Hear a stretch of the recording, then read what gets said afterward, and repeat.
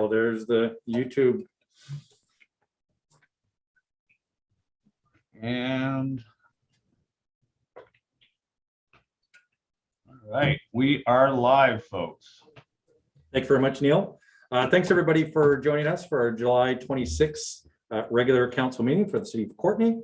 And I'd like to just acknowledge that we respectfully appreciate the land that we gather on is the unceded traditional territory of the Comox First Nation.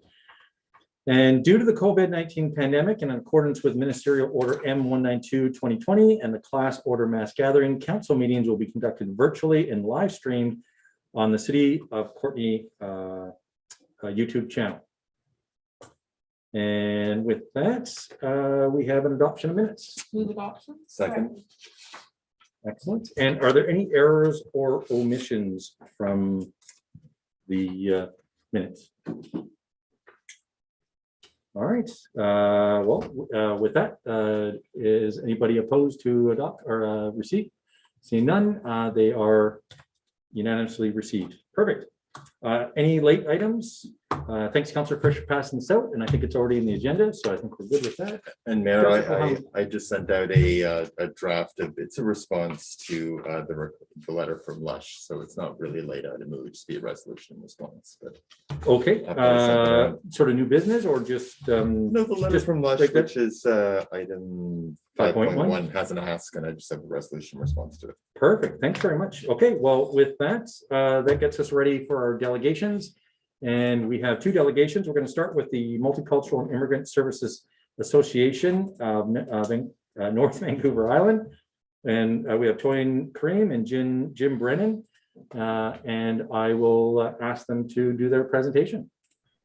Just before you do, just so you can see it on your screen there, you might want to just press OK on the podium computer. My apologies. Jeff, would you mind just on the, there's that continue button there.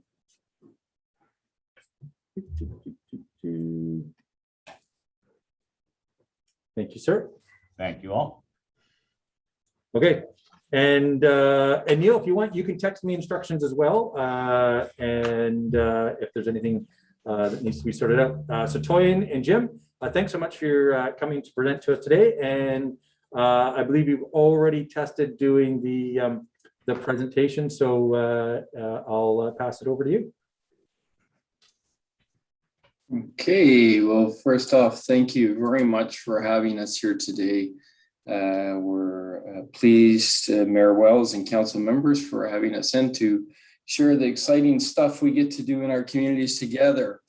We have a couple things we want to accomplish today.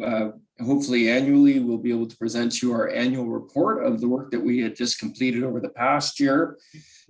Today, we'll give you a brief summary of that, but more importantly, what we want to do is introduce you to our Welcoming Communities Coalition and the coordinator, Toyin Kareem, and the findings that we have that we did collaboratively within the community around services that we receive and the gaps that we see and how we're going to put action to collectively working on those gaps. So thank you for that.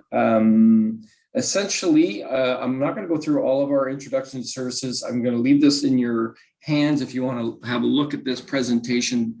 But essentially, the Immigrant Welcome Center has two constitutional purposes, one of which is to mitigate or reduce poverty. And we do that by working with newcomers to inform them about their rights and responsibilities, things around education, Landlord-Tenant Act, a whole myriad of things to help them adjust to Canadian life. The second thing that we do, and is often forgot, but we have really shone a light on this and want to continue to do the great work we do with you guys, is around supporting our community partners and community people around the effects of racism and the value of diversity. So that's something that we've been working in different ways throughout the region, because we're a regional provider to do. So we just really have two important things that we need to do, and we do that collectively. We don't see ourselves as an entity that works just doing that work, because our whole job is to build welcoming communities. So with that, I'm going to leave it, and I'm going to finish in the conclusion with a little bit of a request. But other than that, I want to introduce Toyin Kareem, who, as I said, our coordinator of Welcoming Communities Coalition. The coalition works on behalf of the community, even though it's housed out of the Immigrant Welcome Center. We do not drive that bus. The community drives that bus. So I will let Toyin tell you what she found from her survey. Toyin? Thank you very much, Jim. Thank you for the introduction. So I'll just quickly get into the needs assessment. Basically, the reason why we decided to do this was that we wanted to be sure that our policies and our programs are data-driven. And of course, there are a lot of things that we can do for newcomers to the community, but we have to be strategic, basically because we might not have the resources or the manpower to do everything. I mean, we want to do everything, it's just that it's not feasible to do everything. So we have to find the points where the priorities are, and then we can use this to guide not just our programs, but the community programs as well. We can encourage all other organizations as well to tap into this and work with us collaboratively on this. So basically, we wanted to learn more about the needs and gaps in the community that newcomers are facing. We needed to improve the quality of our programs. And of course, we needed to also improve the local programs and services to better support international newcomers to the community. So this, we had a couple of surveys. We did interviews with service organizations. We did focus groups with newcomers. And for the most part, some of the things that we heard from newcomers to the community that they're struggling with is finding work. I think that's one of the biggest challenges that newcomers have to the community, finding work. Accessing English programs is also one of the biggest things that we found out, because I mean, it's easy for newcomers to, it would be easier for newcomers to find jobs if they can actually speak English. So that's another big thing that we noticed. Learning where and how to do things. So getting access to know where things are in the community was another thing that newcomers are struggling with. Making friends and social connections, adjusting to life in a new country, finding affordable housing, of course, because that's always been, maybe not always, but that's a current problem that the community is struggling with. Discrimination and racism was sadly another thing that newcomers are also struggling with. But briefly, I'll move on to the next slide. About 35%. Oh, sorry. Yeah, that's okay. About 35% of newcomers that didn't use services would have used them if they actually realized those services existed. So that's a big gap, especially with collaborating with other organizations to ensure that newcomers are aware of the services that we provide in the community. 90% of newcomers actually said they find the community welcoming, so that's a good thing. However, about 31% believe that they've experienced racism and discrimination in the community, and that's a big part of what we are trying to change in the community. And it's interesting that these experiences occurred while they were either shopping or at work or while applying for work and in their neighborhoods as well. Many respondents, of course, also have a feeling of isolation in the community. So that's another thing with social connections in the community. One of the things that newcomers found to help them settle in the community or making friends, having family support, having good jobs, and attending school. So these are some of the things that we found out. Of course, we have a full report, but this is like I'd say executive summary of things that we found out. And as a community, next slide, please. As a community, we're open that we can do this collectively because we cannot do this alone or by ourselves. We don't even want to. We want to work collaboratively. So we're open that we can create better access to the services in the community so newcomers can find exactly what they need. We can create more social connection opportunities for newcomers and the community as a whole. Better information and collaboration between agencies, definitely. Greater community acceptance for newcomers. Better community services for immigrants. more English learning opportunities, helping with finding jobs, affordable housing, of course, that's very important as well. Better public transportation. Transportation is also a big part of what we found that was a huge problem, and then more access to childcare. Finally, for our coalition, we have 3 priorities that we're working on for this fiscal year. The first one, of course, is the language research, because we found out that the employment piece is also tied to the language piece, right? So we're hoping that we can tap into what already exists in the community before we jump into anything to find out if there are language learning opportunities in the community. So we're talking to the library, we're talking to other service organizations to see what already exists and how we can collaborate on this. We also, of course, annually try to promote cultural diversity. So this is another thing that we're still going to be focusing on for this year. We currently have a meeting going on with the Comox Valley Arts. We're hoping to do something by October this year. So of course, we need more collaboration on this as well. And of course, we are still hoping to promote employment opportunities in the community as well. So I'm going to end this up. Yeah, I just had one thing around the language research. One of the things is not just how much language, it's the type of language. Right. Because there's misunderstandings between the language that is required for employment or academic standing versus just being able to speak better. Because for some of these things, you actually have to have credentials. And that's the program that we have. But that program can always be augmented by other sort of agencies doing more informal type of language things. So, yeah. Where do you want me to go there, Toyin? Sorry, was there any particular? Yes, I was just going to hand that over to you. We have a bunch of recommendations, but I'm not sure that we have time. So I will just hand this over to you to talk about the pledge.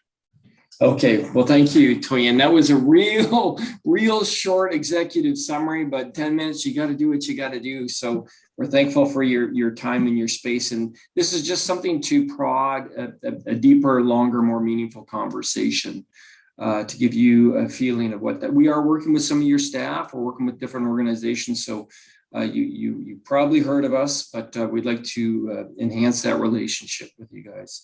So one of the things that the board has done here, and I think it's a wonderful thing, and they did it about a year ago, is that they started this pledge. And this pledge is called Different Together.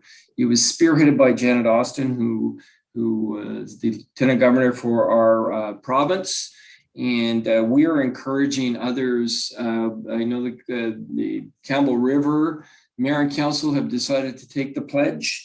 But the nice thing about this pledge, it's not about any particular sort of group. It's really just about recognizing diversity in all its forms and just being appreciative of, that Canada is part of a cultural mosaic and being thankful for that. And so that's really the pledge is about.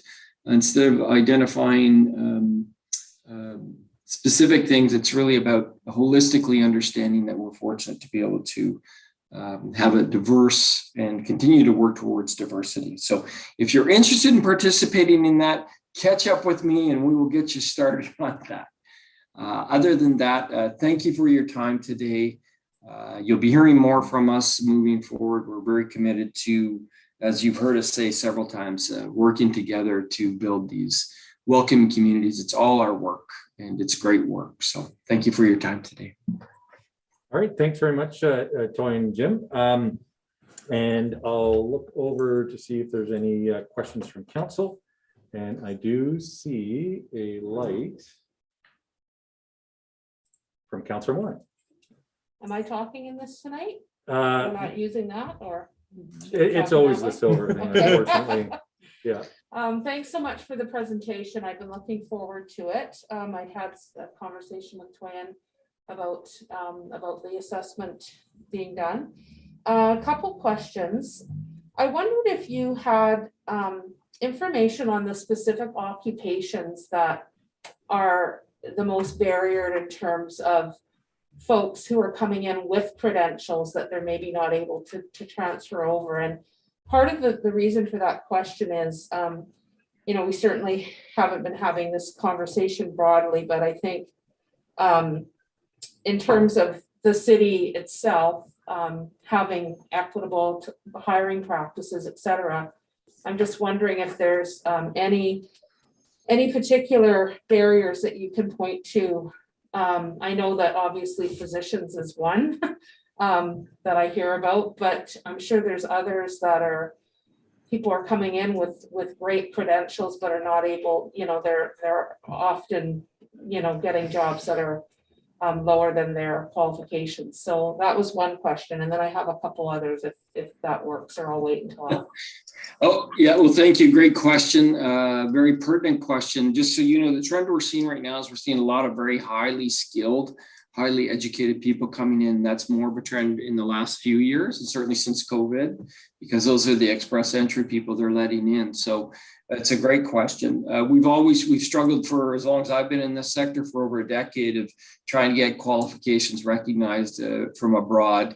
And you hit it right on the head. Certainly those really highly technical professional positions like medical, dentistry, things like this, engineering, we struggle with those still. What I could do, and I'm really willing to do this, is, and it's a good thing to do, is put together maybe a top 5 list for you. Once I talk to my partners with the job shop in the Comox Valley and NIAS in Campbell River, and we can submit that to council for your consideration. Great, thank you. That would be helpful. Yeah. You're the only one on the list. So obviously, I know the word's getting out about many of your services, but there may be others that are not getting the word out in terms of translators. As an example, if somebody's coming to the city for a building permit or whatever it is, whatever city business they have, our city staff may not know that there are translation services available to help people navigate that. So that would be something else that would maybe be helpful to I guess get the information out on. Yeah. And then I guess my other main question is about, I like the idea of this Different Together pledge. It's something that we can do that is something in principle that doesn't necessarily take, resources to do. Yeah. But I also obviously like the idea of actionable, much like reconciliation, where we're trying to take those principles and create actions around them.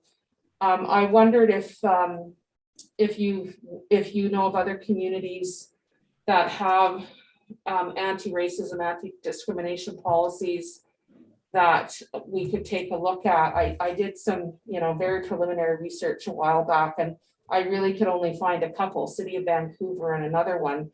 And I would love to see something that encompasses a welcoming community in terms of anti-homophobia, all that kind of stuff. We do have a critical incident protocol, but of course that's after an incident has occurred, and I would love to see something that was more proactive, that really sets a standard for how we treat people in our community and really sends a clear message that we don't tolerate racism and discrimination in our community. So I'm not sure if you have any information on any models that we could take a look at possibly to develop.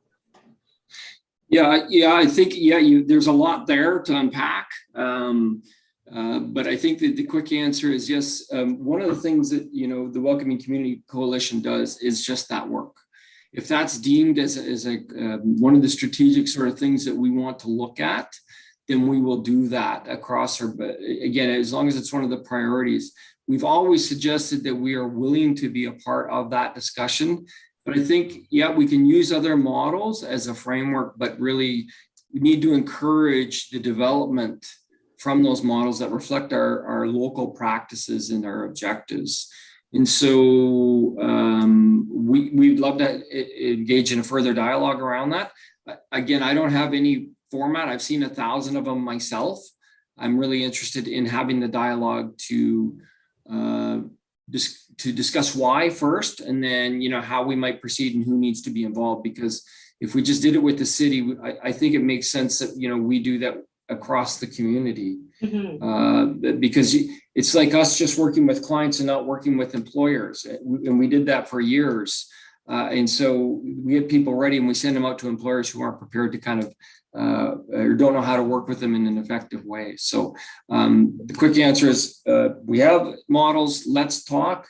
Let's look at something that we can maybe do together. And the Welcoming Communities Coalition, once you look at that report, might help you sort of get your head around some of that. Mhm.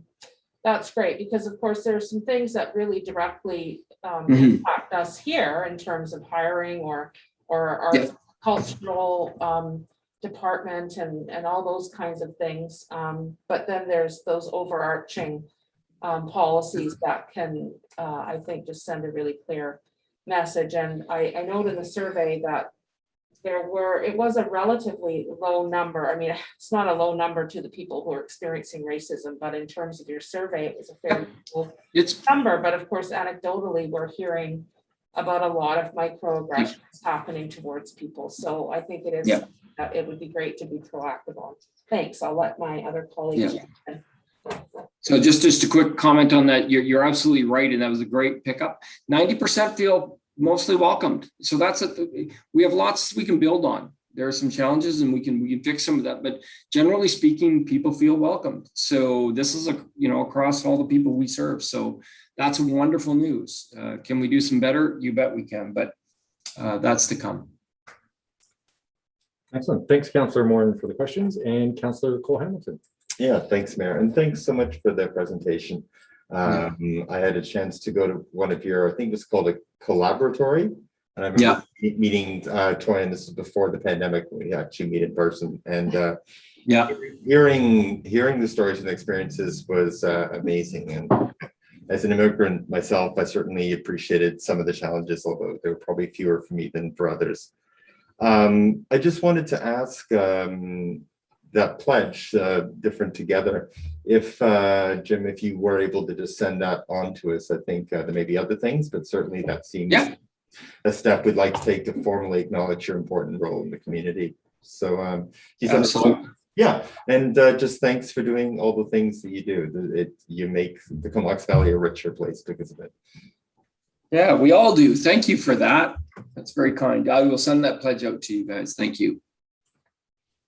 Excellent. Thanks, Councillor Cole-Hamilton. And I believe you had been in contact with city staff, and so you can just send it right. Yeah. We'll disseminate it out to us, and I'm sure, given our council, we'll certainly contemplate it. We tend not to do things on the night of a presentation, but we don't have it in hand anyway. So that's right. But yeah, again, just really big kudos for the work you guys are doing. I know I've spent some time over there years and years ago, 10 years ago or more, and just it's amazing what's happening. I think immigration is in the news right now, obviously, kind of coincided with the pandemic and what that's done with work permits, and really the issues that you have just with people just with regular homesickness and all those kinds of things when nobody can travel, even if they've been told to go home, they got no way to go when the government says that their work permit's expired, and that's become a bit of a challenge. So I think, what else did you put in there? I like the fact that you talked about childcare, and that's something that really has impacted every sector, every part of our community. And so really it's interesting that that's also on your list. And then of course on the work side, I think, it's an interesting time because every business that I've been talking to over the last 6 months or so, as we've been ever so slowly opening up, is finding workers is a challenge right now as well. So I think there's a real opportunity right now, and to try to connect the dots and get the people who are looking for work into the positions that are really sitting vacant. And I know a lot of business owners that are kind of burning the candle at both ends just to keep things rocking and rolling. So great to hear that there is still that great desire out there for people to find employment. And I think with that, yeah, you're going to send us off the thing. So that's great. You had talked about ESL. Is that something that you talked to like North Island College and the school district about as well? Yeah, we worked very closely with both of them, Mayor Wells. Absolutely. Your literacy group. Yeah, we work with all of them. Yeah, we're pretty embedded. And I'll leave you with one other stat too. Traditionally, nationally, we've looked at bringing about 200 to 250,000 newcomers in to help us with our labor shortages and growing our economy. Over the next 3 or 4 years, it's 400 plus. And just so you know, the have provinces that people want to go to, destinations of choice, are Ontario and BC. So it's definitely within our strategic plans to start working on some of this stuff. So we will be working with you very closely. Excellent. Awesome. Well, thanks so much. I haven't lived in Comox Valley for even 20 years, so I'm still a newcomer here. But again, thanks very much for your presentation. I think you thoroughly enjoyed it, and have yourself a great night.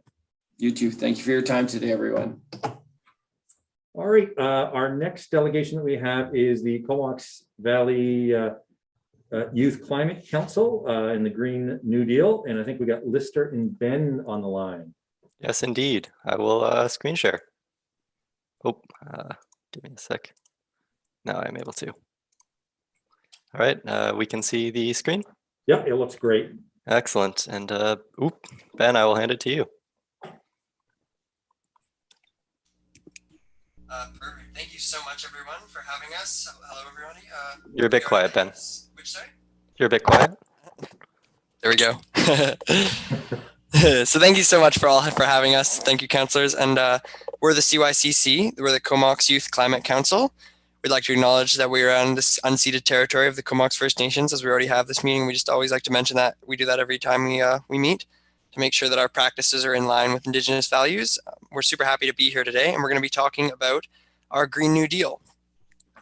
So obviously, Green New Deal is, in brief, it's broad societal change, which focuses on climate change and the emergency at hand, but also on social issues, and not trying to solve them all in isolation, but trying to solve them as similar issues together and trying to find solutions that work together, which locally means improving sustainability practices and quality of life for everyone. Because municipalities can show the federal and provincial governments that we're ready for a change. So if enough small municipalities are able to actually show that this is what we can do, then it'll help the federal and provincial governments understand that they need to take more action on this. All right, so part one, the issues. Climate change, it's all around us. We've seen it really pertinently this year and in the past couple of years. But so for any of you who don't know the IPCC, they're the Intergovernmental Panel on Climate Change. They're the most reputable source for objective scientific information regarding climate change. So when they say something, you got to take it seriously. And they explained in their 2018 special report on 1.5 degrees of global warming, they explained that we should probably limit to 1.5 degrees of warming since pre-industrial temperatures if we want to avoid the worst effects of climate change, which we're starting to see the beginnings of with the fires, the flooding, the heat waves. It's pretty terrifying these days. Here's a direct quote from them. So in model pathways with no or limited overshoot of 1.5 degrees, global net anthropogenic carbon dioxide emissions decline by about 45% from 2010 levels by 2030, reaching net zero around 2050. So we'll just keep those numbers in mind. We know that we need to reduce by about half. That's important. And if we want to stay below the 1.5 degrees, which they have said is extremely important if we don't want to suffer. And here's a fancy little citation that I found for them. Good to know. And then also the United Nations Environment Program has a more strict recommendation. And they say if we want to reach, no, I won't paraphrase.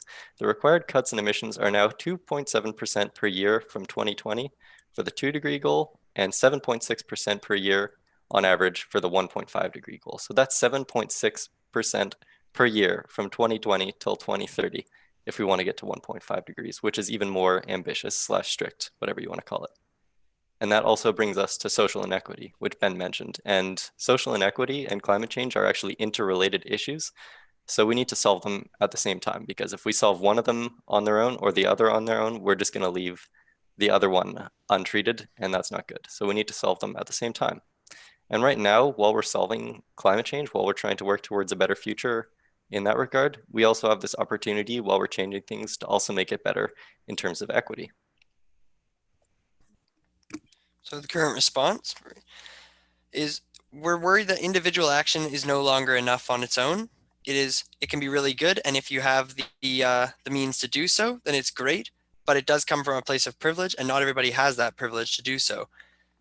So we need governments taking action to help people who can't necessarily make their own individual changes. Like I can, in some ways I can, so I will. But if I can't, if someone can't always, that doesn't mean that we need to have a climate plan that'll bring them forward. And that's a big part of a Green New Deal, is making sure we have a just transition, making sure nobody's left behind. We can accomplish that by working as a municipality. So the OCP obviously already touches on lots of different issues. So we're hoping that we can possibly integrate our ideas into the OCP, which we've given you the Green New Deal, which has a long list of resolutions, that the CYCC all worked on together over the course of many months. So we have to ask ourselves these questions with any climate plan we are going to make: are we prepared for the climate emergency? Which means that, are we prepared to adapt to what is already going to happen and what we're already going to have to deal with? And also, are we doing enough? Are our current policies enough? Are we going to be able to actually deal with this problem with what we're doing? And that means we have to reduce our emissions sufficiently. So have we done that?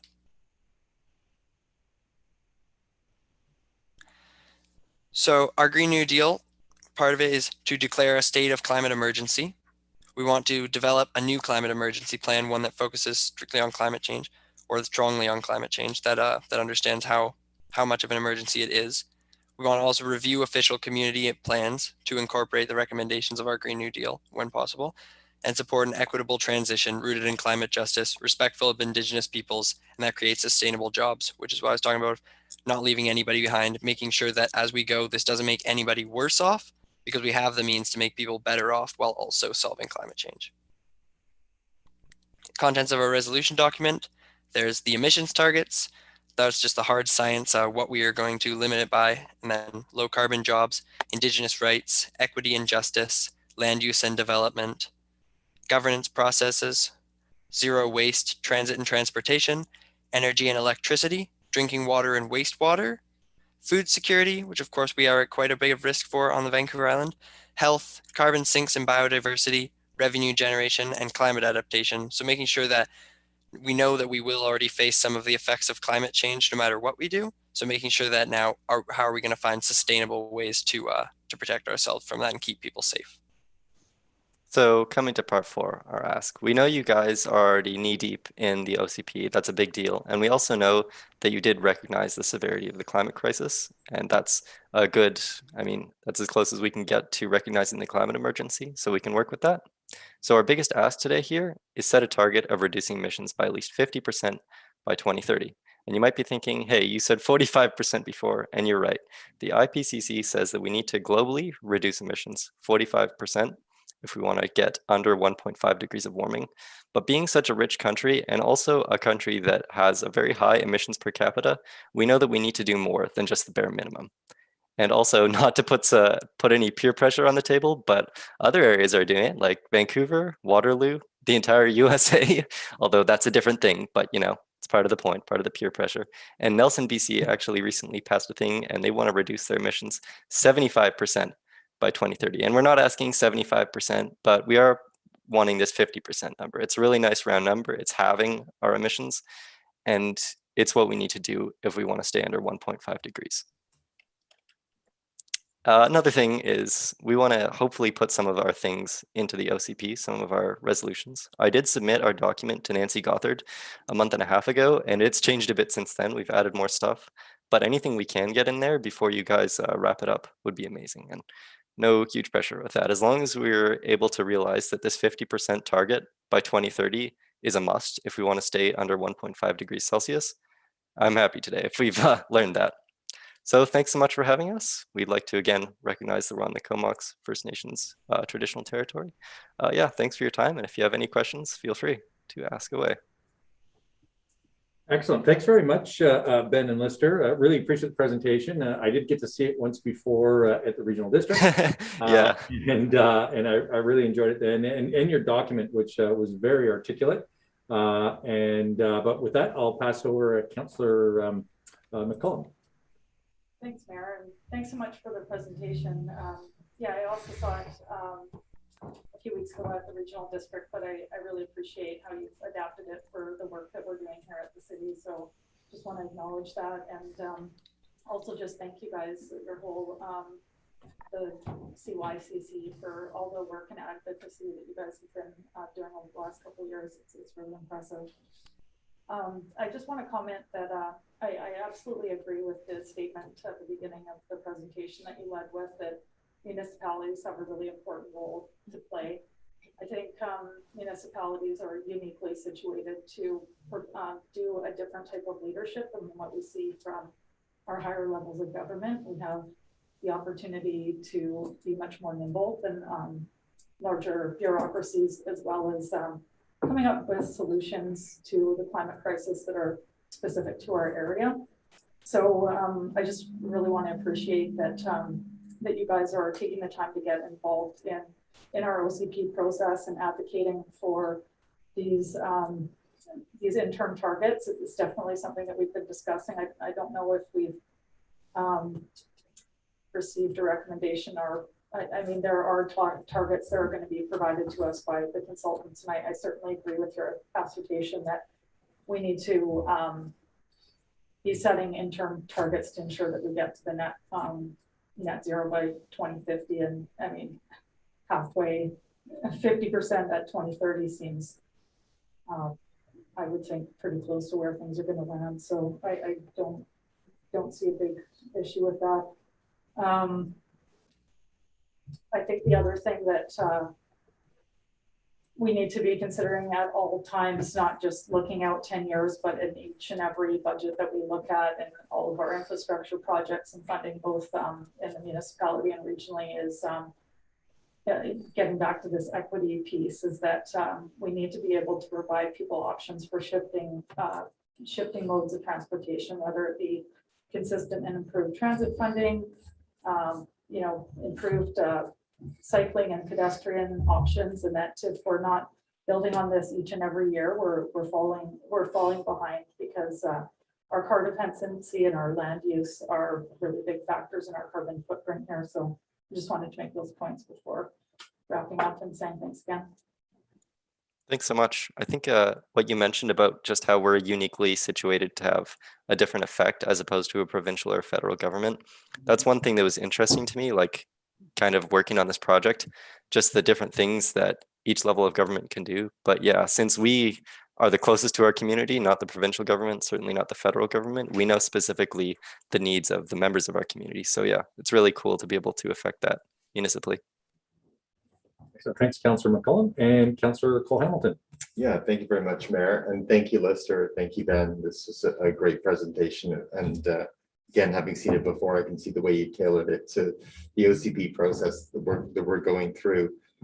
And just to echo the point that you were making, Councillor McCollum, like, cities are uniquely situated, and the local knowledge that we can put into it allows us probably to be most effective. You were talking about, for example, the goals of the OCP. If we set a reasonable goal, something like 50%, then we, with our local knowledge, will be able to work backwards, look at the opportunities we have here, look at the law, the institutions we have in place, the partners who are there, and try to work backwards from that goal as effectively as we can.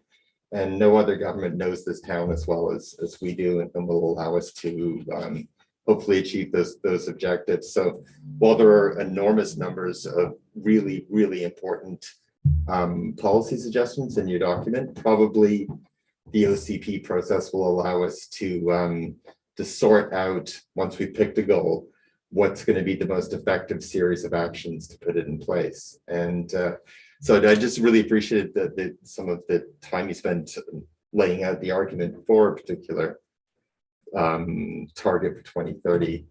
And if I recall, the IPCC says a minimum of 45%, and it asks nation states and other bodies to consider their capacity to do it rather than others.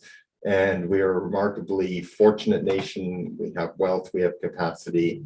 If we can't do it, then it's a very troubling sign. So I think the idea of going just 5% beyond the absolute bare minimum seems something worth pursuing. And it's there are even a couple of other communities which were, you talked about places like Vancouver, but they're also small island communities. Saanich is set 50% by 2030. Nanaimo is set 50% by 2030.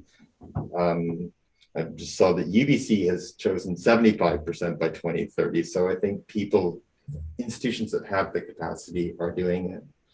And just a final thought, talk about how this summer has really brought things to mind. I read an article by Seth Klein last week in which he pointed out that in just over a week, when the heat dome was at its worst, over 500 people died in British Columbia. And that is 1/3 as many people as died during the entire COVID pandemic. And if you think about how we stopped the world and threw everything at it to keep people safe, we do that when we see things that are coming at us fast, and we're not so good at doing that when things come at us slowly, but like climate change. But I think the big lesson from the pandemic, at least for me, is that communities that or nation states that trusted the science, acted early, and did what was necessary, came through with less suffering medically and with stronger economies. And those societies like, say, the United States, which hummed and hawed, acted late, refused to believe it, were inconsistent, have suffered terribly because of that. And I think there's a lesson there to be learned about climate change, to trust the science, act preventatively, and just only wish there was a Bonnie Henry for climate science, but we'll keep waiting. Anyway, thanks so very much for this. I'm really glad we were able to find a way to talk to you before before you, I know, Lister, you're leaving in September, but while you're both still around. So anyway, thanks so much for the time tonight. Thanks so Thank much. you very much. Thanks, Councillor Cole-Hamilton, and Councillor Frisch. Yeah, thanks, Mayor, and thanks, Ben and Lister, for the presentation. Obviously, you guys are well aware of our OCP, and of course, it does outline 100% reduction by 2050. And I think you might have a point that maybe there is a higher, quicker target to be aimed for. Of course, I think one of our biggest challenges, which you may or may not be aware of, is where do we find the funding to make the changes? And so our two biggest contributors are, of course, building envelope, heating and cooling, and transportation. And the thing that I think that we affect the most is transportation. I mean, it's not easy to change streets, but we do have sort of the power to do that. It's a little harder to change people's building envelopes and how they heat their house, because that's more of a private matter. So I think in various ways we're working on both, but I wonder if you have any thoughts on not just changing the infrastructure for transportation in the valley, but how do we change that, the cultural sort of viewpoints of the people in the Comox Valley? Do you have any ideas on how we bring people along for that big change? Potentially, yeah. Do you mind if I take this, Ben? Yeah, it's all good. Potentially, there's just a media campaign, something simple like that, or however complex you want to make it. But also something I think would be neat would just be like open house type discussions, because there's going to be people who agree and people who disagree. And the most important thing is getting those people to talk, because otherwise you'll just have polarization in people's separate bubbles and nobody really learns from each other. So I think probably, I don't know exactly how that would work, but some type of open house where people can actually discuss these things and come to kind of a conclusion on it together, I think would be, I mean, it's tough to get people to come and, talk to each other because everybody's busy these days, but maybe a little bit of a media campaign and then potentially an open house too. I don't know. That's a great suggestion. And something else I was thinking about recently that I've brought up before was a gas tax to help fund those sorts of changes. And asking you would be like asking the choir what they think about preaching. But if you had any thoughts on a gas tax for the Comox Valley and how you and the people you know would react to something like that to help fund other transportation systems other than, you know, the personal car. I think also like it is kind of a bit of a domino effect where maybe you make the transportation a bit more accessible to people and work out some of the kinks that maybe the barriers that stop people from using it if they find it less easy, and then that'll have more people using it. That'll give it more publicity, and then it'll make it much easier to make a gas tax for then, and then which then will make it more accessible, which will make more people use it, and then that'll make it more popular in the community and give it more funding, stuff like. So I think I definitely support it. It's just very important to try to have to maybe try to have it move forward, and that'll help more people use it. And then if more people are using it, then you'll be able to affect change with it. That's a great point, Ben. And just to follow up, like personally, if there's a gas tax, I'd be like, okay, because I mean, you'll see gas prices go up and you're like, that's expensive. But at the same time, it's like a couple bucks for a liter, like however many dollars to drive to and from where you're going. It's a great privilege. And it's, if you think about it, it's not that expensive. It depends on your financial possibilities. But yeah, I think introducing taxes slowly and while making things better so that it's not too much of a pain on people, I think that's a great idea. I also think if going back on what Lisa was saying about like a media campaign is just educating people on how unhealthy like it is driving cars and living in suburbia in that way, just in the sense of like I can't remember the exact, but I read articles on people who live in suburbs, making it much unhealthy because they're just, especially since we have such a car culture, driving back and forth, spending so much time in your car, and also like, I mean, road rage and things like that. So being much more stressed out, having to drive to and from, and you're just driving there, you're not walking, you're not getting fresh air and stuff like that. So I think educating people on the pros of public transit that aren't just necessarily it's a way to travel, but also that it can be a really healthy way to travel and that it can actually be quite good for the community in that way. Yeah, those sounds like great ideas. Thanks for the feedback, guys. No problem. Thank you. Thank you. All right, thanks, Councillor Frisch. And next we have Councillor Moore. Great, thank you, Mayor. There's so much great stuff in your document that it's hard to limit it to a few comments, but I like the section on low carbon jobs, and it's something we haven't talked about. We've talked a lot about OCP, et cetera, but our economic development function regionally, I think we're kind of looking at that again and what that's going to look like. And I think there's some real opportunity to incorporate some of these principles into that, having our economic development be more values driven in terms of what we welcome into our community and what kind of jobs do we support, I think is another great area for growth there. I know that at least one of you, I think, is moving away. I was curious how many members you have, and I wanted to mention that the Food Policy Council, I believe, is looking for another member.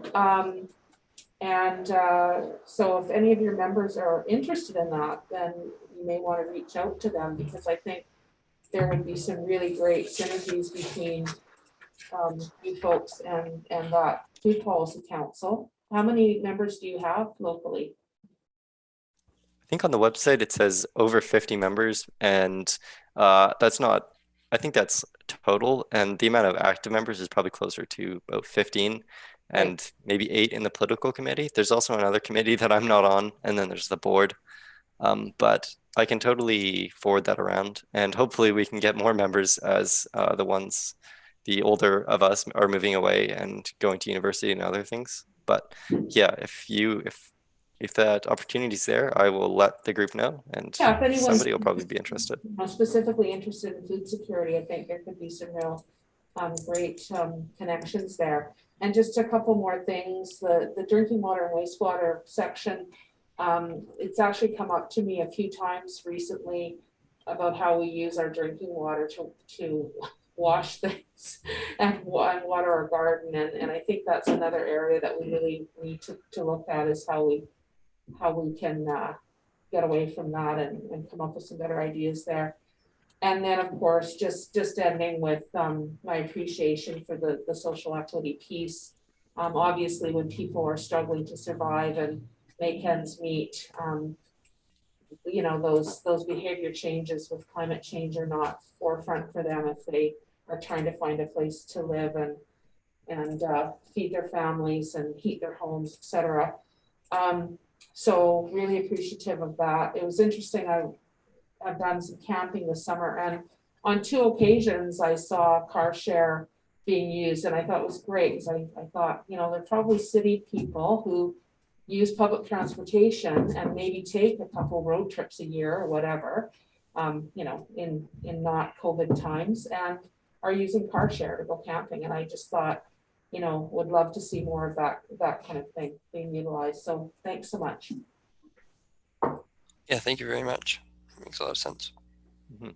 Thanks, Councillor Moore. And next we have Councillor Theos, and I'll just remind you the microphone is here. Oh, yes, that's right. Okay. Thank you, gentlemen, for bringing forward your presentation and your thoughts. You know, I near the very beginning of your presentation, you talked about each person taking on their own responsibility of renew and reusing and recycling and repurposing, and you know, and I look at that, and I think that's the important piece to me, is that independently, I do try to follow as much of that philosophy as I can. So I will recycle and repurpose things if I can, and reuse. On the bigger picture, if we're trying to suggest that we're going to reduce emissions by 50%, I'm curious to know if you're believing that this is just a hope, or if you really think that there is a reality that can be achieved, because you know, over the last 3 years, our community, if you want to just look locally, our community has increased by quite a considerable amount of population, as you could just tell by the amount of construction that's going on within the community. And if you go to any of those complexes that were just built over the last 2 years, and as I said, there's quite a number of them, the parking lots are overflowing with cars, and realistically, the cars are trying to figure out, the people are trying to figure out where they can park their cars. So I'm not sure if it's completely realistic to be thinking that we can reduce emissions overall when we have such a population growth in our community. And even in the bigger picture, my question is in regards to when you were looking at the world, exponential population growth, to me, is probably going to be the biggest factor of what happens with emissions, because of the fact is that many places you could be looking at throughout the world, India, China, South America, Africa, those populations are doubling every 25, 30 years or so, and humans consume. So my question is, how do you see from your perspective that all these humans that are consuming, and methane gas comes from the production of that food, how can that end up having a reverse on that, and seeing emissions reduced, not just in our country with a population of under 40 million, but throughout the world? I'll take this one. So population growth is definitely a big concern, because just like you said, people do consume, and in Canada, being a level 4 country, according to, this is the factfulness book, you might call it a developed country. But here we make a lot of emissions. In places like India and China, as it's developing, people are going to have a higher emissions per capita because they want a better life for themselves. And that's totally good. So you're saying that if we just keep increasing in population, there's no way we're ever going to be able to curve off our emissions, which if we kept increasing our population forever, that would be true. But population growth is actually decreasing. As the quality of life improves, the amount of children per woman decreases until you have a stable rate, or even in places like Japan, you have less than 2. So they need immigration in places like those. But the population is eventually going to level off. And another thing that's interesting about those developing countries like India and China, as you mentioned, is that since there's still a bunch of people coming into this reality where they're able to have a car, there's still a bunch of people with less resources. And if the options provided to them are things like renewable things, and they're actually better than the alternatives, it's going to be way easier to increase adoption there. There's already lots of adoption going on in China, as you may or may not know.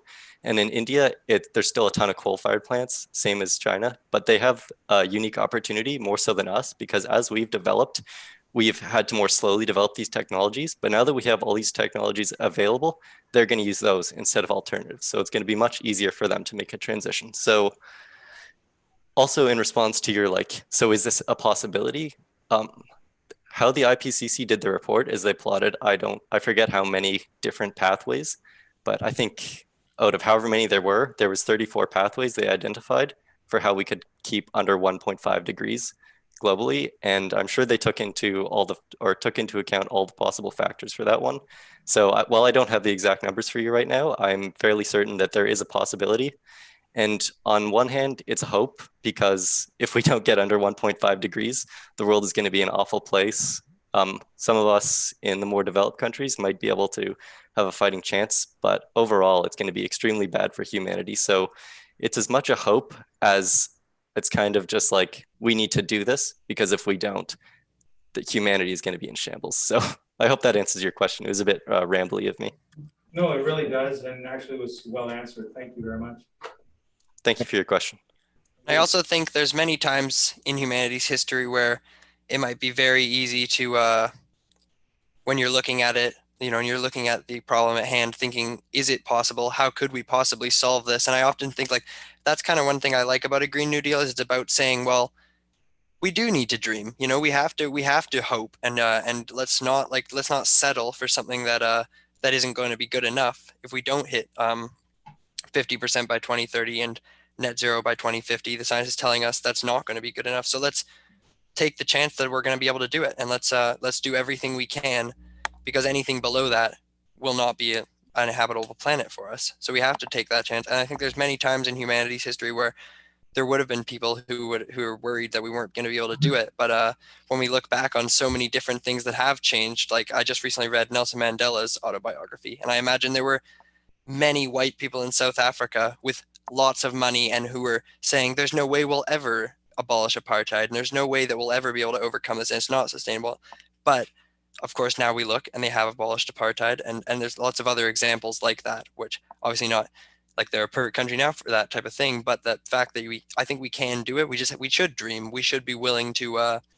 It's terrifying, and that's why the Comox Youth Climate Council exists, and we are all very worried about it. But we understand that we have to take the chance, and we have to be willing to be brave in the face of this problem, and that's the only way we will move forward, is if we go, it is possible, and we're going to take the chance and try, because we're not satisfied with anything less than that. Thank you very much. Good answers. Councillor Cole-Hamilton. Yeah, thanks very much. And just to provide some more context to Councillor Theos's question, is the UK has managed to reduce its emissions 51%, already has reduced its emissions 51% below 1990. And at the same time, their population grew by 20%. So it's possible to grow by 20% in population and cut your emissions in half. And I think we'd all agree that the standard of living in the UK is quite acceptable. It's got a booming economy, so you don't have to damage your economy. You don't have to really sacrifice your standard of living to make these initial changes. So while 50% sounds like an enormous number, and one imagines drastic changes, if you've been to the UK, it functions much like any other developed nation. And while the UK people say, well, it's small and close together, it was small and close together in 1990 when their emissions were double what they are now. And so if they can do that, we who are facing this challenge, I don't see a reason why we can't, and come out prosperous and living well, much as the UK does, even with population growth. So anyway, just wanted to add that. Thanks so much for the added context, Councillor Cole-Hamilton. Excellent. I think this is a good thing. I'm glad that you brought that up too, and just glad that we were all able to talk about that, because I think it's very important, because I think everyone feels that at times, the hopelessness, and that is kind of what drives us to work on these problems. as youth. Excellent. Great comments. And Councillor Moore. Well, that's a great segue because my comment was going to be gratitude for the optimism and idealism of the young people, because you're the ones who are taking us forward. Some of us cynics or pessimists in the older crowd are going to be gone, and we're going to be, your kids are going to be riding on your coattails. And I know I know I get a little bit sentimental and I don't know, sappy about these things, but I mean, the greatest things that the human race has achieved has been rooted in hope and optimism and idealism. And so I just thank you for all of that, because that's the way forward. And I really appreciate you, and I hope that if you do leave, that you do come back at some point. Thank you. Thanks so much. Thanks, Councillor Moore. It's been a great presentation, and again, great that you're already part of that OCP process. When at the RD, you had, I think there was a conversation that you guys have already been starting to talk to Cumberland, and I think I made the comment that it would be good to get a sense of how Cumberland has gone through the document to see what was local, provincial, national, international, because there might be some legwork that's already been done that we can kind of piggyback on. So I'd like to see that. And yeah, I mean, you know, some of the stuff is certainly not fast. I know probably about just over 6 years ago, the idea of having an organics program seemed somewhat dead. After years and years of pushing it, we are now finally got I think the locations picked out, and we're moving forward, you know. And by having organics site for the Comox Valley and Campbell River, you know, it's going to be able to reduce the landfill stuff by up to 50%, and really get rid of that methane gas, which is just brutal as a GHG. And that's, you know, those are kind of the things that again are thought of as impossible, or, you know, these things are like, there's so much you have to do all at once. But I do see you know, how these things are kind of moving forward. And to you had made a point earlier about the role of municipal governments. And one of the things that I found really interesting years ago when we were going through the plastic bag bans is how silly it seemed that each municipality would have their own rules when businesses work between municipalities, internationally, across the country, interprovincially, et cetera. And when we did ours, luckily I was able to meet with a gentleman, Andrew Weaver, who was leader of the Green Party at the time in Victoria, and then went from that meeting into George Hyman, our Minister of Environment, and really pushed them hard to say, look, the municipalities have spoken here. We're on the front lines, but we need to have that leadership from the provincial level. We need that leadership from the federal level. And it's really great to see that it's not just you know, organizations that say that they're for the environment, chambers of commerce, business organizations, everybody seems to get it now. And so I just, again, have to echo, I think, some of the sentiments tonight that just really inspired by what you guys are doing. And want to let you know that you've got our support as best we can do, and we want to keep the conversation going.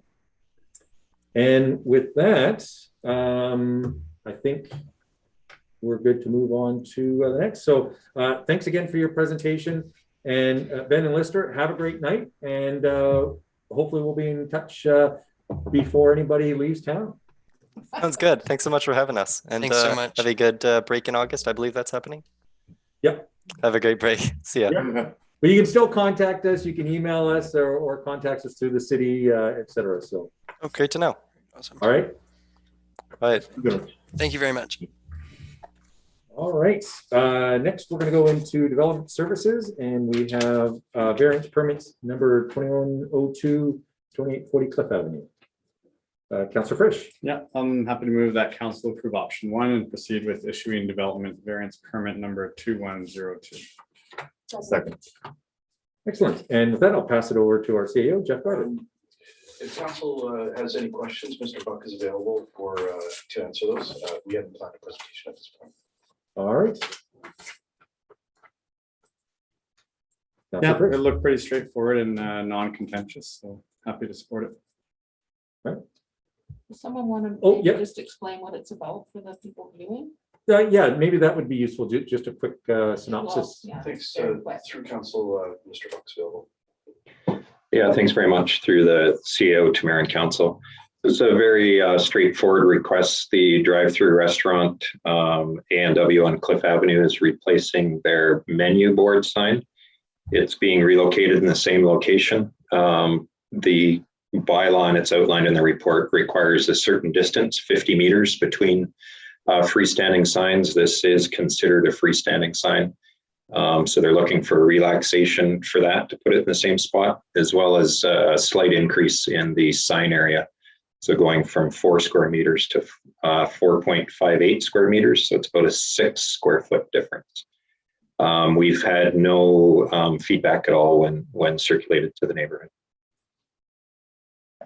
Excellent. Thanks so much for that explanation. And so it really does seem like it's more of a housekeeping thing, really replacing like for like with a little bit of an improvement. All right. Okay, with that, anybody opposed? Nobody's opposed, and that passes unanimously. All right. And next we've got the letter from Lush. Yeah. Councillor Cole Hamilton. Thanks, Mayor. I was going to put a motion in response to the letter from Lush, and essentially their letter is about support for school food programs. They mentioned that Canada is the only G7 nation without a national school food program, which might explain why we are 37th out of 41 wealthy nations when it comes to children's food security and nutrition. We all saw how food security became a crucial issue during COVID, and I'd like to see us encourage the federal and provincial government to build back better in this area and explore what opportunities there might be and I'd also like us to explore what opportunities there might be to support Lush as it works towards this goal. So the resolution is, be it resolved that the City of Courtenay authorize staff to endorse the efforts of the BC Coalition for Healthy School Food to advocate for a universal cost-shared healthy food school program by means of the endorsement form on the online endorsement form provided in the letter from Lush Valley. It's a bit of a mouthful. Next part, to write to the Prime Minister requesting that the Government of Canada implement a universal cost-shared healthy school food program for all K-12 students in the country. To write to the Premier and the Minister of Education requesting the province of BC commit to increasing investment in a universal cost-shared healthy school food program for all K-12 students in the province, and that we request a report from staff outlining options to support healthy school pilot projects that may occur within the city. So, Is this a motion or a notice of motion? Sorry, it's a motion Okay. in response to the letter. yeah, I'll second. Was that the motion there? I'll second. Yeah, Yeah. sorry, I thought it sounded like a motion, but Yes. those telltale Sure if signs. you're moving it or not. Yeah, Yeah. no, sorry, I should have been clear. So I'm moving it, and there we go. And I'll second that. All right. There's a lot of trust in this room. So Yeah. thank you, Councillor Cole Hamilton. And I believe you did send that out as well by email. I did, and I so, sent it to Ryan as well. Yeah, so Rayanne has got it all. So that's excellent. Is there any questions or comments? Yeah, so Councillor McCullum. Thanks, Mayor. Yeah, just a question about the fourth item on in the motion regarding the request for a staff report. I just wanted a little bit of clarity on what we're hoping to see from that. I mean, I would be supportive of the city supporting the school district in those endeavors, but I'm not completely clear on what kind of information we would be hoping to receive from staff. And I didn't see it in the request from Lush Valley, although I may have missed it. So if you wouldn't mind just speaking to that. Yeah. Councillor Hamilton. Thank you. In the letter, there was just a request that we say that we'll provide support for this program and not a specific request for any particular kind of support. And I just wrote to Marita asking for a bit of clarity, and they don't have a specific plan in mind at this point. And I think what I'm hoping the staff report would do is the staff will talk to Lush and the school board to see if there is a viable plan and in what ways we could support it when a plan becomes apparent, but there isn't a specific plan at this point. And Mr. Garbett? Through the mayor to Councilor Palmer, I would agree there isn't a plan and then there's an ask for resources. We need to be really clear what that is. We have regularly provided resources to Lush through in kind and various things, and I think it's really important to understand what the actual ask is. The majority of the request is supporting a school district initiative, which I think is very easy. If there wasn't a request for resources, I would advise that a staff report would be advised, or sorry, it would be recommended that a staff report come forward. Does that help clarify? I'm not sure I understood your last sentence. If there wasn't a request, well, if this was a simple request to support the initiative of food in schools, I don't think there would be a requirement for a staff report. But the reference to the city of Courtenay willingness to commit resources, there was a very specific statements without any background. So I really think that would be important to understand. So I support your motion, Councillor Moore. Thanks, CAO, and that was my understanding. And when I was unable, after speaking to Lush, to get any specifics on what kind of commitment they're anticipating at this point, that's why I thought having a staff report to look at the options that are possible would be helpful. Can I just follow up on that? Absolutely, yeah. I guess maybe I'm not totally clear then. I thought I understood Jeff's answer, then maybe now I'd like a little more clarity.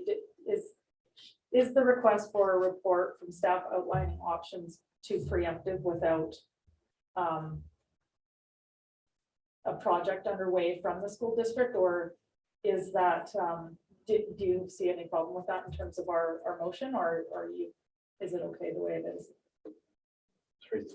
Through the mayor to Councilor McCollum, I think the motion as proposed is appropriate, and that will allow us to understand what is contemplated, and also talk to the school district because we are also being asked to support a third-party request to another organization with which we have no control over. So that's clear. That's it. Yeah, thank you for that expansion. Excellent. And I don't think there's a time period on it, so it's sort of like get the information, and once there's information, bring it back. So that's great. Thanks so much. And Councillor Moore. Great, thank you, Mayor. Yeah, I definitely support the motion. I think the school district actually has come out and they're taking their own action with this. So I think they're in line with this ask from Lush. Just wanted to note, Councillor Hamilton touched on it during COVID. Food security was a huge issue. No funding at all was allocated provincially or federally. That's why local food security organizations were coming to ask for some help, and there was a request made to the provincial government to include food security in the emergency services going forward if there's a similar instance like this, and to my knowledge it hasn't been and isn't being contemplated. So I think it's really important. We're also on an island. There are supply chain issues. We know that Tofino, as an example, had empty shelves at the start of the pandemic. And delivering food to families of school children was a huge drive here. It's actually been used as a model for the province. What we did here, we had school bus drivers actually delivering food to homes. So I think it's a really important issue. If we can get this the attention of the federal government to actually do something about this, and that frees up resources in these kind of circumstances going forward. And we know that lots of kids are really reliant on those programs. My son is not that old yet, but I remember those school food programs being really well utilized, and so I think that it's important that we advocate for this. Thanks. Excellent. Thanks, Councillor Moore. And Councillor Frisch. Yeah, thanks, Mayor, and happy to support the motion. Of course, I always believe that investment in children, it pays off tenfold as future social costs are avoided as they grow up and they had the support they needed in their formative years. I did have one question for the CAO again. Just want to confirm that this motion is supportable, and we have the capacity just to bring something back to council on these 4 points. Through the mayor to Councillor Frisch, yeah, I was speaking with Ms. Saunders before, and she's actually on the call that we can come forward. We do have a long relationship with Lush.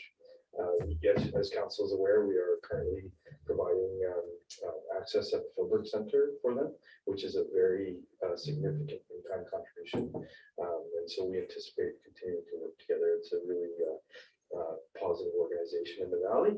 And I think there's some other options and we can work together as well. Excellent, thank you.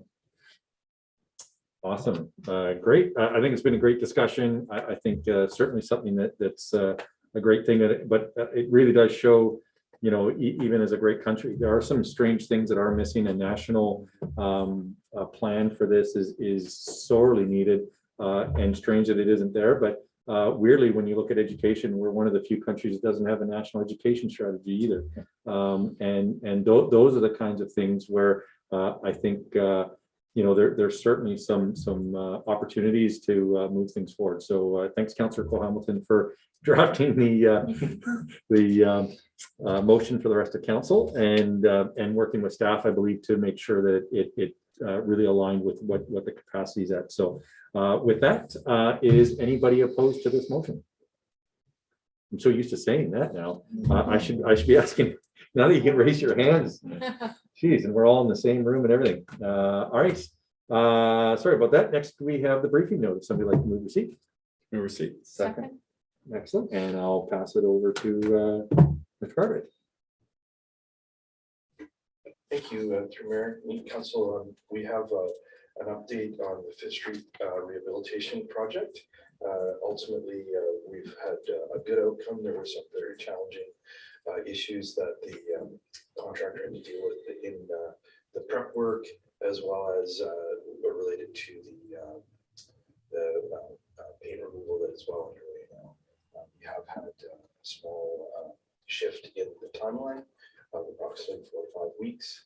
However, I think we're finding some positive news in terms of the outcomes that are happening as the work is underway. There's going to be some social media posts upcoming that are quite astonishing to look at what the bridge looks like without its paint. I had a sneak preview today, and it's pretty neat. And these are the Public Works and our capital engineering services are doing a really great job managing the project. We have had some challenges, including overhead vehicles continuing to access the area, which has extreme safety implications out there, and so we're continuing to have that as a challenging situation. And there's, I think, there's very good information out there for people on the height of the bridge, but we do need to remind, particularly the commercial traffic, that that's their responsibility to be aware of the height of their vehicles, and it is very serious if they try to go through there.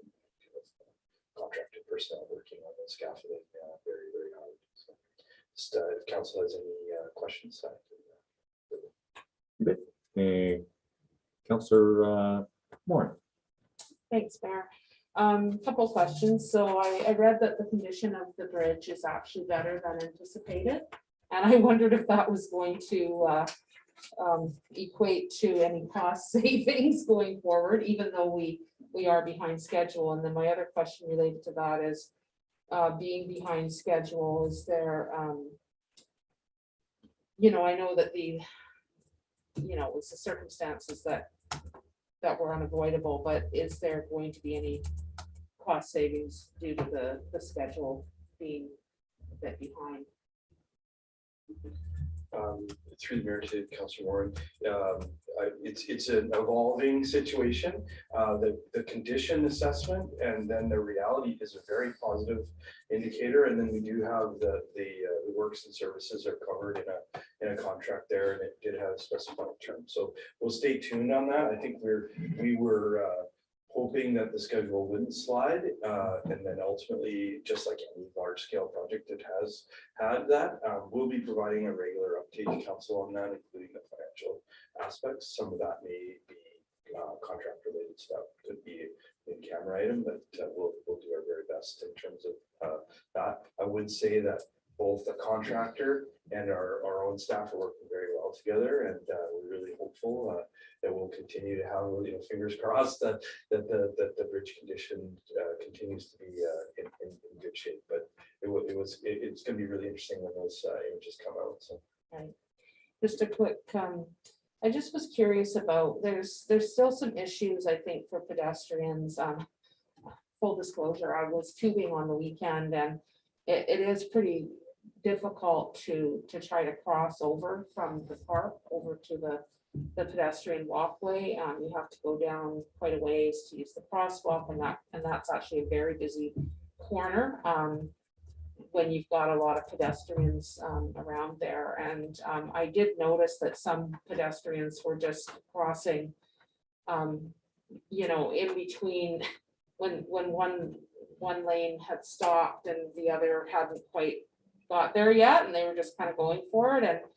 And so I'm just wondering if that can be looked at to see if there's any kind of remedy there to make it easier, because people it's much like other areas of the city where there isn't a convenient pedestrian crossing, so people take chances.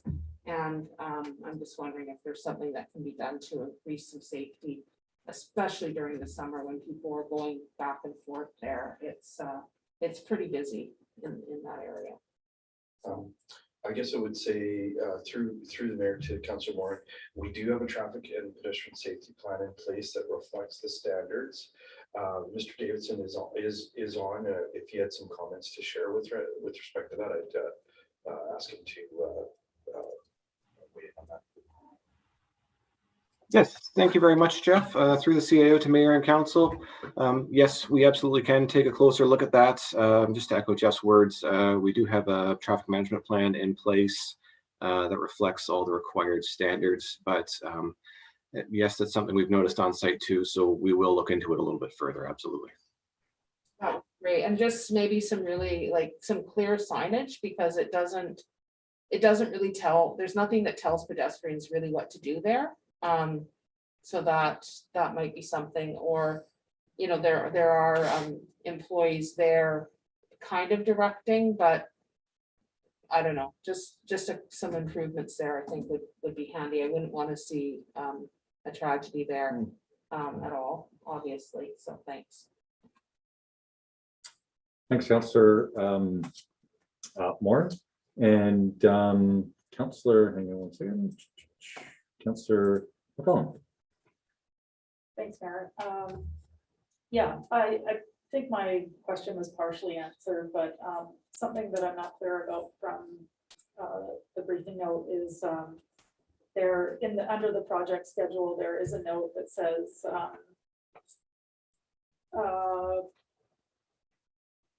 it references the provision for payments made to the city if construction is not completed on the agreed upon completion date. But I'm curious to understand better what the completion date is. Is that based on the new timeline? Are we talking the end of November, or is there a different completion date in the contract that they're trying to work backwards to meet? Through the mayor, Mr. Davidson. Yes, thank you, Jeff. Through Mayor and Council. Great question. Thank you. No, this is referencing the original substantial completion dates. There are still some contractual negotiations ongoing surrounding that, but this is referencing the original dates of October 15th. Thanks for that.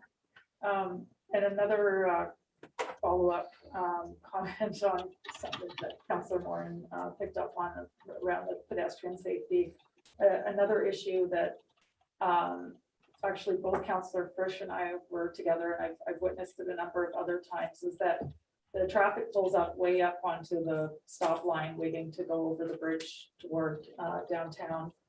And there's a sign that says for the traffic to yield to cyclists. And so the cyclists are trying to get in front of traffic that's already out into the intersection where it shouldn't be.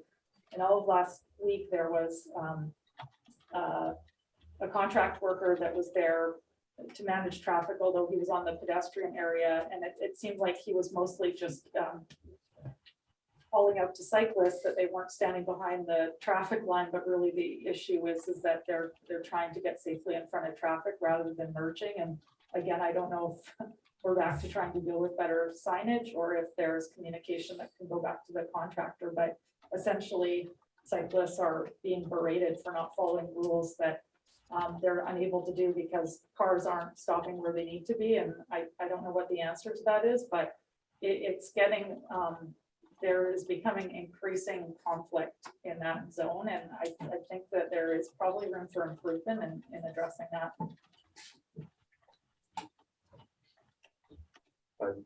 Thank you through the mayor to Councillor McCollum. We will discuss that with the contractor. I have had discussions with the RCMP because there was some confusion on the utilization as well of the bus lane to find out, because if people are entering the intersection and crossing the stop lines, etc., we'll have a combination discussion there, and I'll follow up with Mr. Davidson after. Thank you. Excellent. And we can also look at that through our communications that go out to the public on that, but really it's in a situation where there needs to be some correction. So we'll look at options in that regard as well. Thank you. Thank you. Excellent. And Councillor Cole Hamilton. Yeah, thank you, Mayor, and thanks for the report. I was just thinking about the extension into November, and I know that with the beginning of the project, there was a number of stages. It didn't just start instantly and stop instantly. And I'm just wondering if Mr. Davidson could just walk us through what the end stages will look like. And perhaps of great interest to the community would be at what point during the end stages of completion that two-lane access on the bridge will happen. I assume it probably would be something before the very final date, the 19th, but what is the final sort of 6 weeks or a month of the project look like in terms of staging?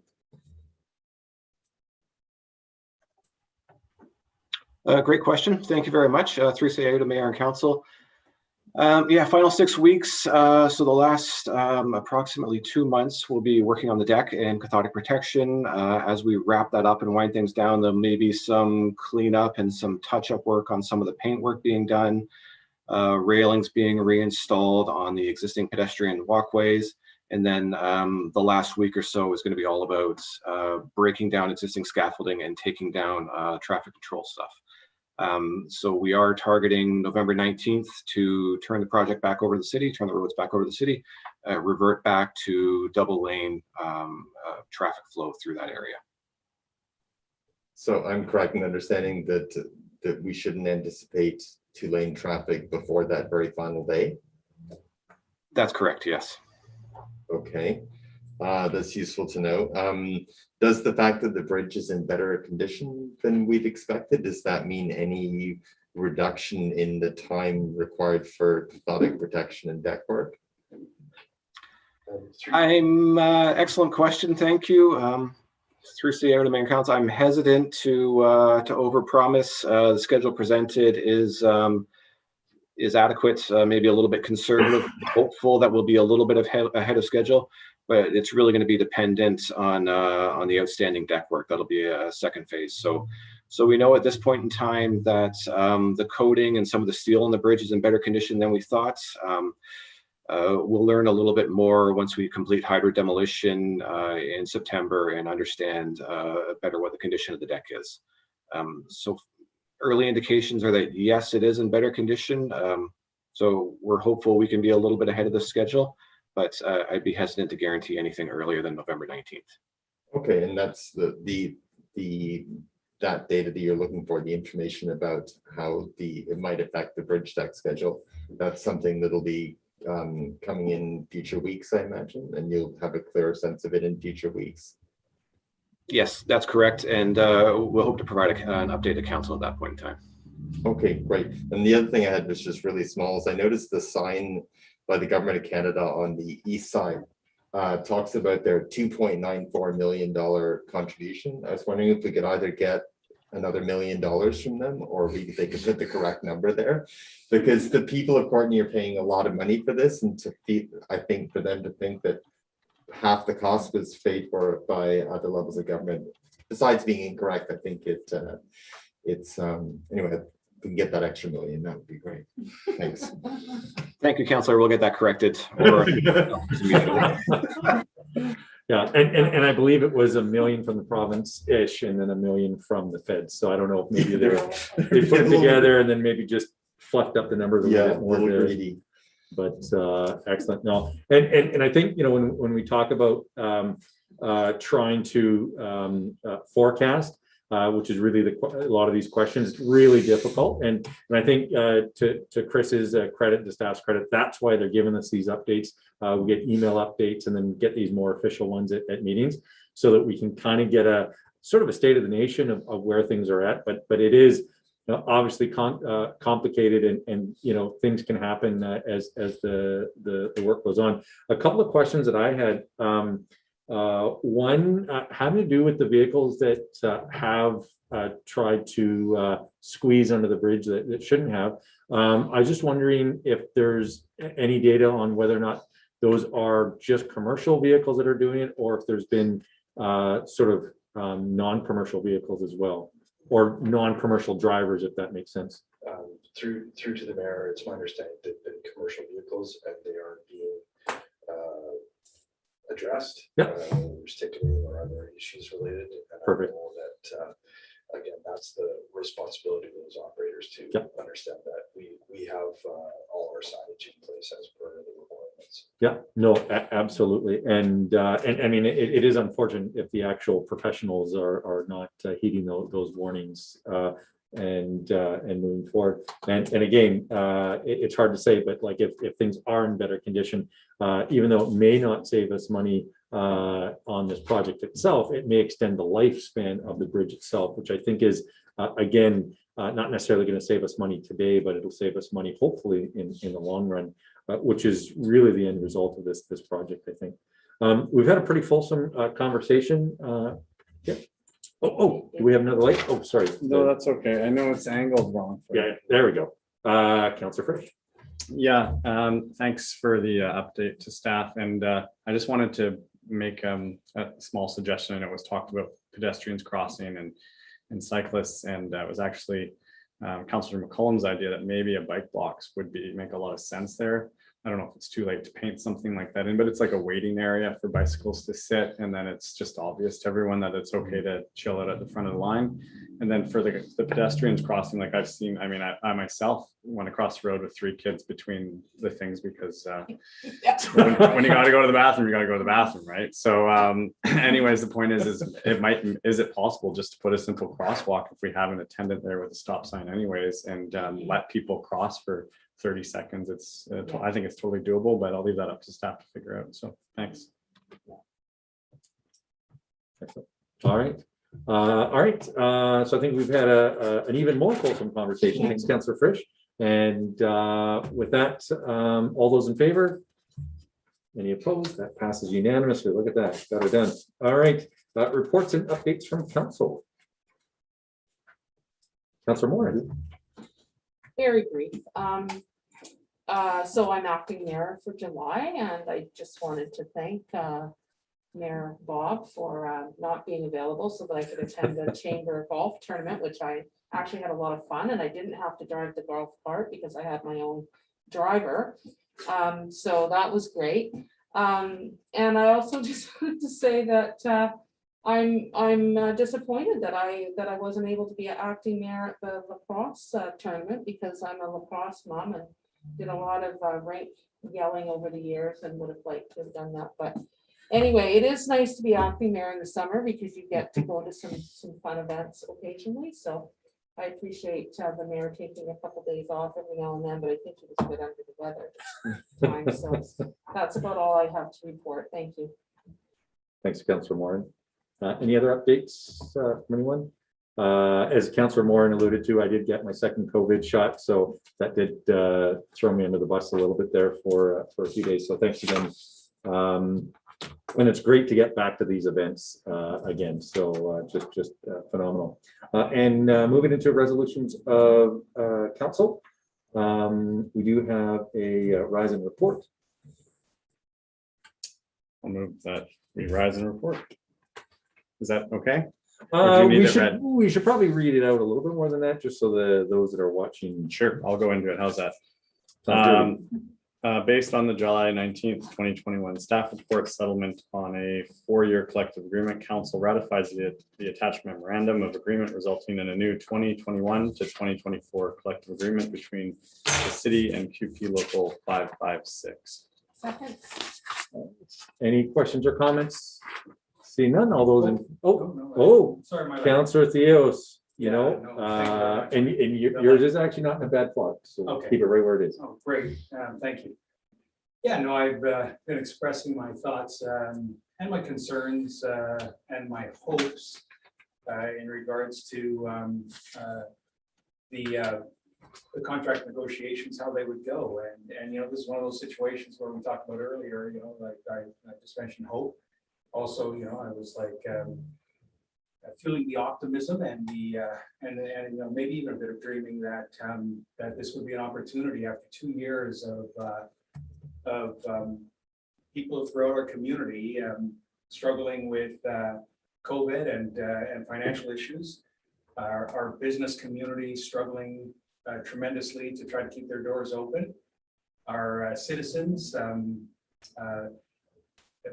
in all different ranges, regardless of whether what their status was or what their background was, to the most part struggled with the last 2 years. And I thought this was the opportunity where the union would work in good faith, in a gesture of good faith, in my opinion, to actually recognize the challenges that all the people have faced in the community and the business community desperately needing some assistance. Would have said, we've had the last few years, because of the previous contract negotiation, 2% increase, and moving forward for the next couple of years at least, as we try to recover, as our businesses try to recover, as our citizens try to recover, and be able to pay their taxes, that there was going to be a break in the increase of what the expectations were for the pay increase. And you know, I don't say this to say that I don't want to be fair to give people that are working an increase, to give them a standard of living to keep up with inflation. But the challenge is, from my perspective, is that we've got a large group of people that are low income earners, and you know, probably a great percentage of our population are seniors that are making a pension with very little increase per year, and maybe based on $10,000–$15,000 a year of what they're making, less than 1% increase a year. Meanwhile, we've got employees for the city that are making good paying jobs, excellent paying jobs in my opinion, and the increase has been 2% every year for the last 20 years that I've been around, or more than 20 years, and that compounded every 4 years is 9%. So it keeps compounding, and it keeps on separating the ability from the people from the lowest end of the spectrum to be able to pay their property taxes. What that domino effect occurs, in my opinion, is that these same people that are struggling to pay their property taxes, which staff increases every year, are a huge portion of the tax roll increase that we see every year, hundreds of thousands of dollars are added as this 2% increase gets put into play. Those people that are at the lowest end of the spectrum, they can't afford to pay their mortgages anymore, or their property taxes, and they may be at threat of losing their homes, or they may have to sell, they may be forced into selling. Also, people that are renting, people that are tenants, the landlord, based on the fact that these increases come in and the property taxes get increased as a result, the landlords have to adjust their rents to accommodate the increases in property taxes. And again, pushing people at the lowest level of incomes to the brink of not being able to afford to pay their rents. It's all a domino effect. Then the people come to us because then we're going to have to try to solve the problem and try to find housing for these people. So that's basically why I was concerned and not supportive of an increase for the next few years, and quite honestly disappointed that the unions take the position that they saw that it was important to get an increase. We as a council over the last few years did not take a pay increase, so that was shown by leading of example, and that's the way I feel about this. Thanks, Councillor Theos. And to be clear, we didn't vote not to give ourselves a raise during COVID. That's just how we did it for this term. So the two are mutually exclusive. But I do get your point. Thanks, Councillor Frisch. Yeah, thanks, Mayor. I know I have to keep it under 2 minutes, so I'll even do better and keep it to under 30 seconds. But I just wanted to thank actually staff and QP for coming together and finding a middle ground that I think is actually beneficial for both the taxpayers and our staff. So thanks very much. Thanks, Councillor Frisch. And Councillor Moore. Thanks, Mayor. Well, I won't be as succinct as Councillor Frisch, but our staff also has, even though their wages are higher maybe than others in the community, they also have taken a hit with COVID. They've had childcare concerns.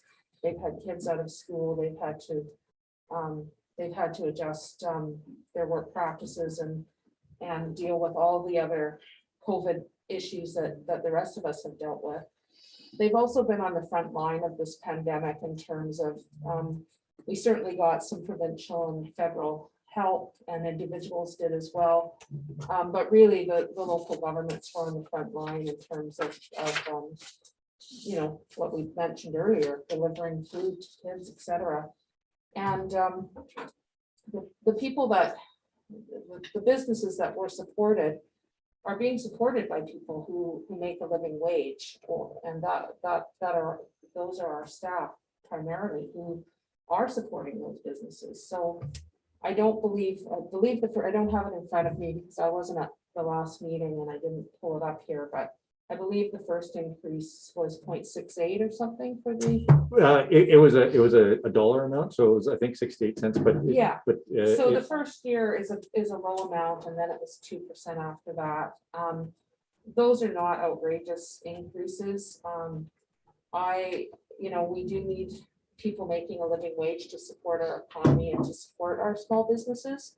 And again, I believe that our staff have been greatly impacted by COVID, just like all of us. And we know that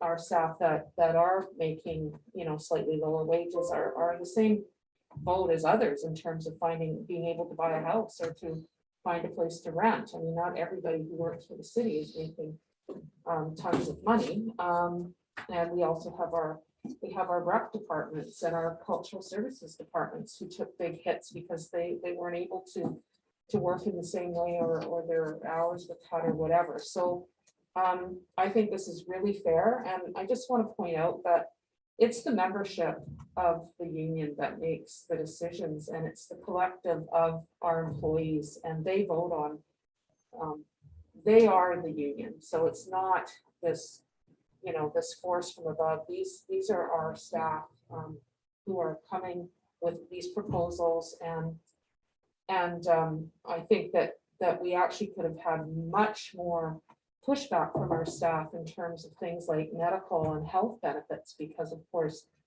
those things were huge impacts to staff as well. And so they didn't push a lot of those things. So I'm fully in support of this, and I'm appreciative of the process with the negotiations. Thank you. Thanks, Councillor Moore. And CEO Jeff Garber. Oh, just through the mayor to council, we had this discussion already, and we were just reporting out on a motion. So yeah. I'm just going to play my role and let you know that we're not debating this. You're reporting out on that. So I do appreciate councils expressing their opinions, but we aren't going to be voting on the outcome and reporting on the decision. Yeah, exactly. Yep. It's just a Ryzen report. Excellent. Okay. With that, we have an in-camera. Should we vote on the Ryzen report? Ryzen report, sure. All those in favor of Ryzen report? All right, anyone opposed? And moving on to the in-camera meeting.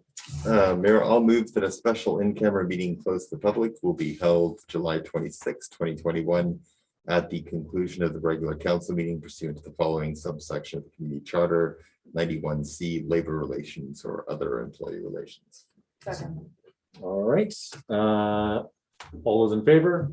Any opposed? That passes. And unfinished business. I think I'll pass this over to Councillor Fish. Yeah, thanks, Mayor. So last week we did have that presentation from Access BC on the universal no cost coverage of prescription contraception.